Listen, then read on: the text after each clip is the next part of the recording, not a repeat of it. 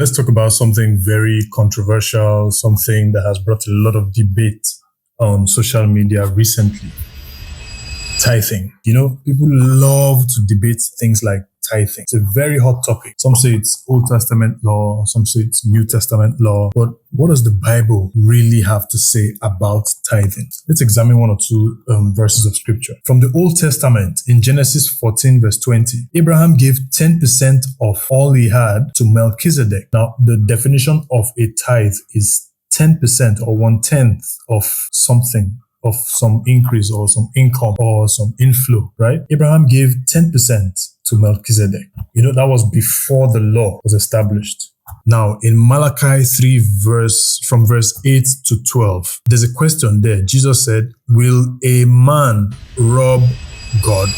Yet you rob me in tithes and offerings." How? Do you run into the church and steal the offering box? No. He explained how. He said, "Bring the whole tithe into the storehouse and double dare me." So the robbery there that Jesus is explaining is not that you steal from him by going to take what's already in the storehouse. It's by giving the incomplete tithe. You are giving less than 10%. He considers that as robbery, according to Malachi 3, 8 to 12. Now, he promises a blessing when you obey and pay your complete 10% tithe. He said, "Prove me, dare me," God speaking, "to release a blessing in return that you will not have enough room to contain."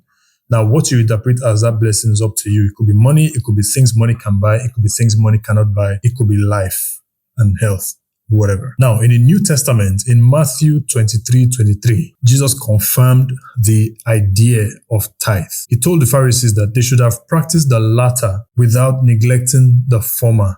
So one scripture cannot cancel out the other in relevance, especially within the same context. Another one, in Hebrews chapter 7 verse 8, he said, "Here, men that die receive tithes, but there he receives them, of whom it is witness that he lives." Talking about Jesus. So, the tithe you pay, according to this scripture, when I give the physical tithe here to a man who would be a pastor now, or a church, yes, they're receiving the physical value, but the spiritual value and the heavenly transaction that releases the blessing from obedience is also being done at the same time in the spiritual realm. Here, men who die receive it, but there, he receives it, of whom it is witness that he lives. So, what is the misconception? Some people see tithes as tax or some manipulative thing.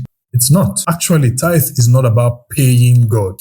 It's about trusting him. It's an exercise of faith, but there are blessings tied to it that you cannot get elsewhere from doing all